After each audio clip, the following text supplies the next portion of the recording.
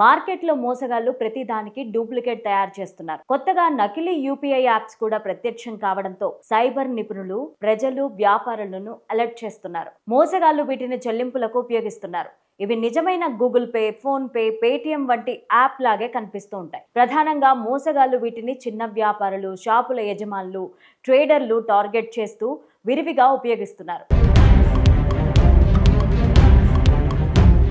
కొత్తగా తయారు చేస్తున్న fake UPI apps retail shop యజమానులను బురిడి కొట్టిస్తున్నారు. ఇది నిజంగా పేమెంట్ జరిగినప్పుడు స్పీకర్ బాక్స్ చేసే సౌండ్లను కూడా సృష్టించడం కోసమెరుపు. వాటిలో తప్పుడు ట్రాన్సాక్షన్ వివరాలు చూపిస్తూ నిజంగానే చెల్లింపులు జరిగినట్టు కనిపిస్తుంటుంది.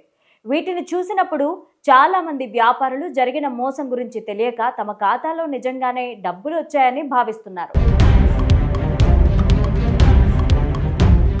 ఎవరు పేమెంట్ చేసినా వెంటనే మీ బ్యాంక్ ఖాతా వివరాల్లోకి వెళ్ళి డబ్బులు నిజంగానే జమ అయ్యాయా లేదా అని చెక్ చేసుకొని నిర్ధారించుకోవాలంటున్నారు నిపుణులు. కేవలం షాపులోని సౌండ్ బాక్స్ నోటిఫికేషన్ మీద మాత్రమే ఆధారపడకుండా వెంటనే యాప్లో చెక్ చేసుకోవాలని చెబుతున్నారు.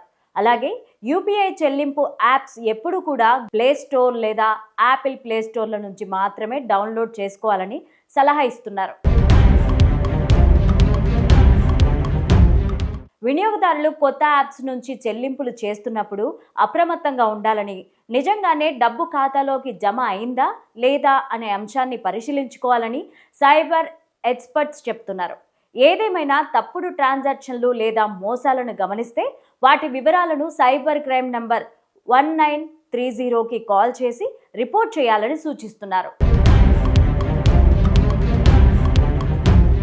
మోసగాళ్లు రోజురోజుకు పెరిగిపోతున్న టెక్నాలజీని ప్రజలను సులువుగా మోసం చేసేందుకు వినియోగిస్తున్నారు. తెలిసిన వారే కదా అని ట్రాన్సాక్షన్లు జరిపినప్పుడు వాటిని వెరిఫై చేసుకుంటూ అలర్ట్గా ఉంటే మోసపూరిత యూపీఐ చెల్లింపుల స్కామర్ల చేతిలో చిక్కుకోకుండా ఉంటారు.